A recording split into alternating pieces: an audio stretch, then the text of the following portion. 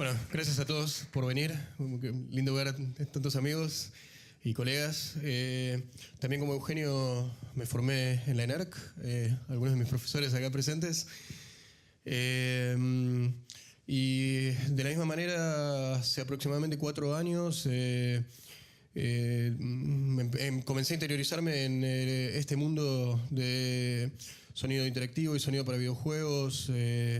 En ese momento también, tal cual lo dice Eugenio, al menos acá en el Cono Sur, complicado encontrar algo de educación formal al respecto y bueno, por mis propios medios, tutoriales y buscar información, la verdad que me fascinó rápidamente el asunto y empecé un camino que, bueno, hoy continúa y que obviamente expande el horizonte en cada paso porque la tecnología avanza todo el tiempo y de manera vertiginosa, y así lo hace tanto en software como en hardware. En este momento, con realidad virtual y Video 360, que presenta nuevos desafíos técnicos y narrativos. Y bueno, la idea de la presentación es mostrarles un poco la historia de la evolución del audio en videojuegos y algo de las herramientas que estamos utilizando hoy. Por un lado, haciendo énfasis en uno de los motores. Eugenio va a ir en profundidad sobre esto, así que no voy a dar el detallado de todos los motores, ni de todos los middlewares, pero en el caso de los juegos indies, que creo que es la mayoría de los que estén aquí presentes y eventualmente empiecen a trabajar por su cuenta o colaborando con más gente en el campo de videojuegos, seguramente van a terminar en un juego más indie que en un AAA, al menos para sus primeros pasos. Hay un motor en particular que se llama Unity y que fue desarrollado por unos ingenieros daneses hace ya varios años, y que realmente es una herramienta impresionante en cuanto a lo que permite hacer y sobre todo a lo que abrió el juego a realizadores independientes que quizás no cuentan con la capacidad para financiar la creación de un motor propio dedicado para un juego o para una plataforma. Así que bueno, comienzo este camino. Este camino arranca en los años 50, cuando las computadoras eran un mueble de este porte. Y este hombre, Alexander Douglas, este sistema se llamaba Electronic Delay Storage Automatic Calculator, así que efectivamente era una gran calculadora. Y este hombre decidió probarla para hacer esto es un tic-tac-toe, un tate-ti en español. Como pueden ver, la dinámica era... esto, por supuesto, es una emulación digital del sistema, pero se ingresaban los datos con un dial telefónico y uno podía jugar contra una inteligencia artificial primitiva, pero inteligencia artificial al fin.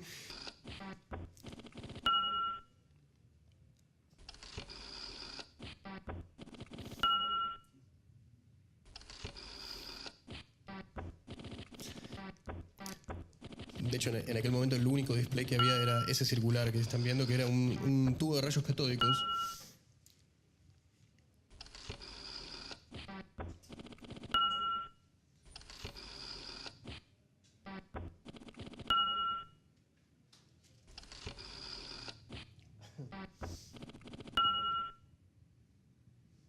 Siguió un juego llamado Space War, Steve Russell.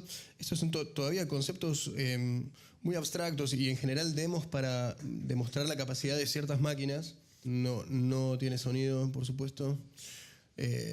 Realmente engorroso y muy alejado del lenguaje que manejamos hoy en día en el tema de videojuegos, donde hay una narrativa lograda. En el 71 hubo un primer intento de comercialización de los videojuegos. Esto fue fútil. El juego era muy parecido Computer Space es muy parecido a Space War, al que acabamos de ver, pero con este intento de marketing, de hacerlo flashy y presentarlo. Fue básicamente un fracaso, pero fue un paso importante en cuanto a que Sega Engineering pasó a ser parte de Atari eventualmente. Esto ya tiene unos primeros esbozos de síntesis.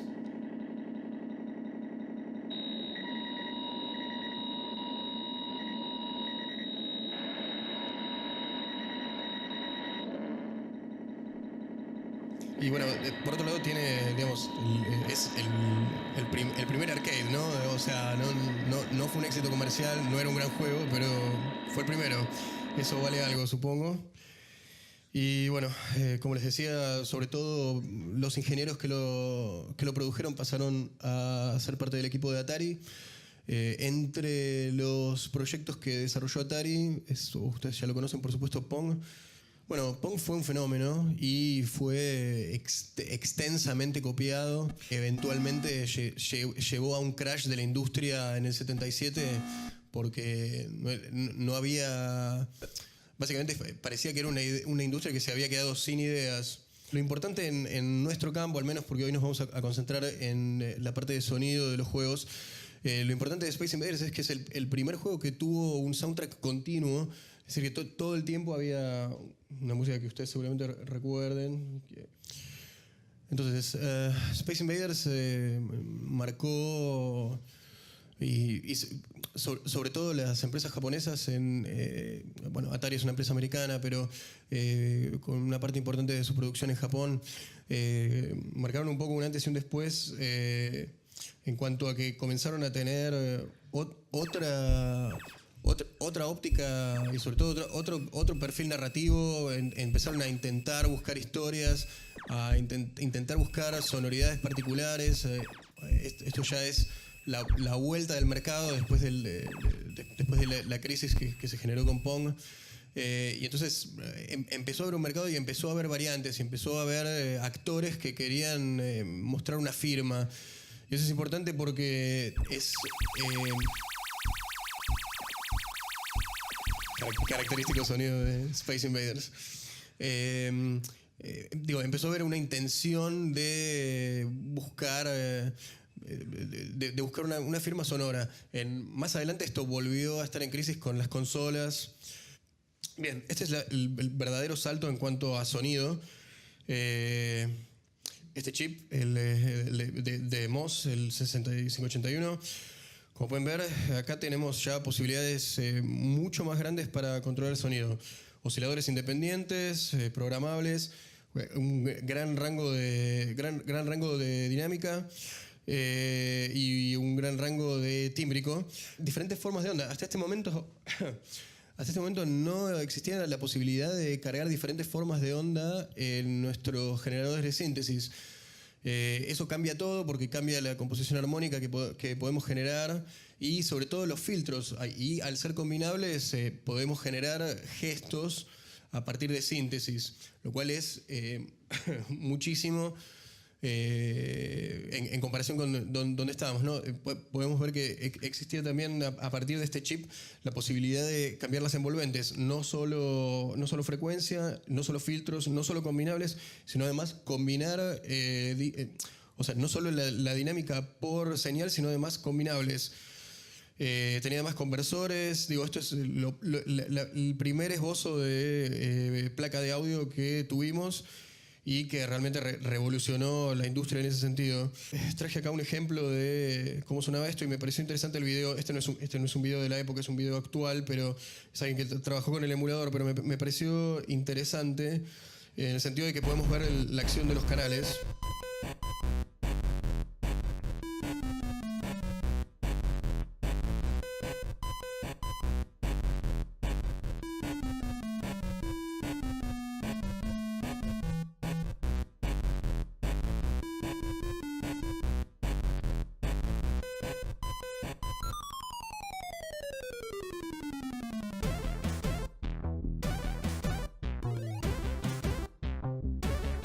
Siguiente paso, John Chowning, muchos de ustedes ya lo deben de conocer, una especie de héroe de la industria, el hombre que descubrió la síntesis FM. En realidad estaba viendo un testimonio de él y era mi intención traerlo también, pero bueno, no hubo tiempo de hacer una traducción más detallada. Muy interesante, según su testimonio, lo que lo llevó a descubrir la síntesis FM no fue tanto su parte. Voy a dejar esto cargando. No fue tanto la electrónica, sino su sentido musical, en cuanto a que él empezó a descubrir timbres. Él simplemente estaba buscando un vibrato y empezó a forzar el vibrato y a multiplicar valores, y empezó a darse cuenta que estaba encontrando timbres con ondas complejas a partir de dos ondas simples. Y para los que no tengan mucha idea de qué es la síntesis FM, acá traje un ejemplo. Este es un ejemplo que hice yo en Pure Data rápidamente, muy sencillo. Entonces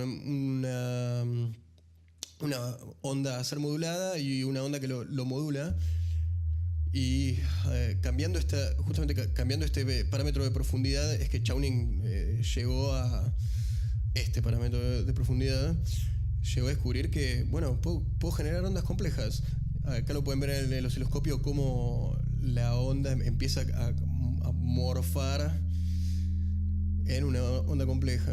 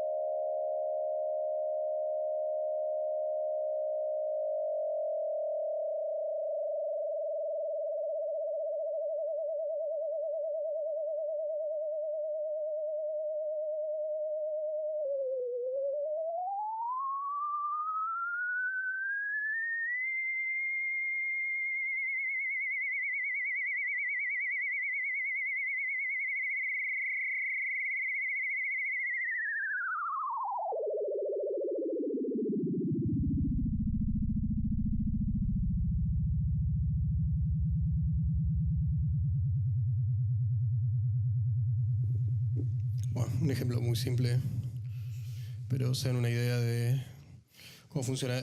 Por supuesto, esto fue licenciado a... No esto. Esto. Fue licenciado a Yamaha y como ya conocen, el histórico DX7 fue el producto que un poco revolucionó el mundo de la música por aquel entonces, en los años 70.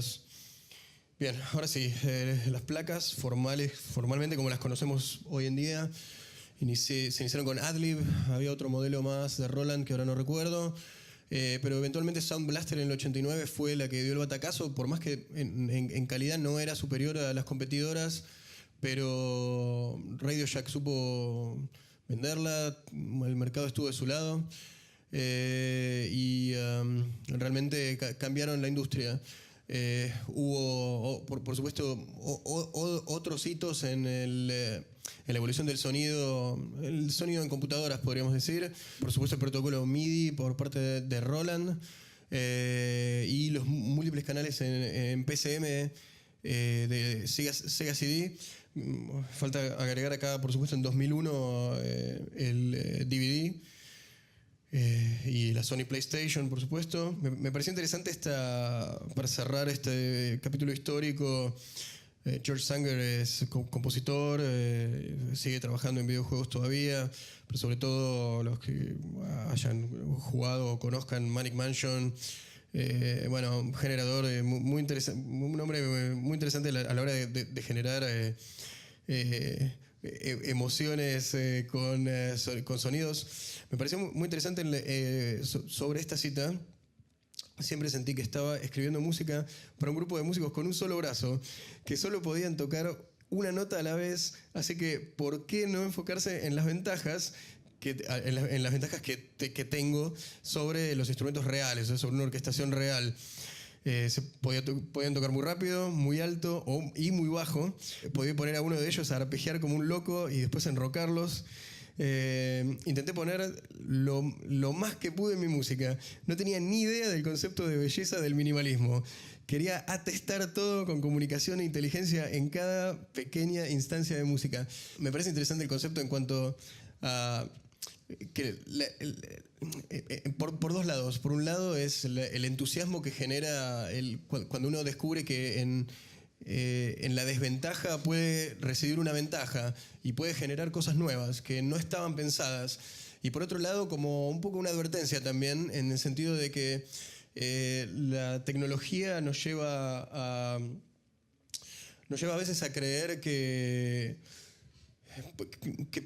proyectarnos sobre ella nos da una especie de halo de invencibilidad, y que todo va a ser lo correcto, y no siempre es así. A veces hay que tener un poco de criterio y tener cuidado con la tecnología, porque nos puede quitar más de lo que nos da. Hay una situación puntual ahora con los middlewares sobre la cual voy a volver más tarde, que es que nos abren puertas, pero también a veces nos las cierran, en el sentido de que nos permiten generar enormes posibilidades de sonido generativo con randomización y con otras herramientas que son excepcionales y son fabulosas y son realmente fascinantes, y son uno de los puntos por los cuales yo realmente me emocioné con este mundo. Pero también a veces nos pueden quitar más de lo que nos dan. Nos pueden dejar en un lugar en el cual nos encontramos con posibilidades que nos hacen explorar esas posibilidades y nos hacen dejar de ser creativos, nos hacen dejar de encontrar nuevas posibilidades, que es donde comenzó este rumbo tecnológico. Es decir, nosotros recibimos una herramienta, nos da posibilidades, las explotamos, pero una vez que estamos en ese pequeño nicho de posibilidades, tenemos un gran riesgo de quedar atrapados en ese nicho de posibilidades y no descubrir nuevas posibilidades y estar esperando que la tecnología nos dé las opciones en lugar de nosotros preocuparnos de crearlas, como fue el caso de Chowning, por ejemplo, cuando explorando logró un nuevo timbre. No esperó que la tecnología le diera a él ese timbre. Los que vinimos después lo aprovechamos y bienvenida sea, y es buenísimo, pero lo importante es no dejar de explorar.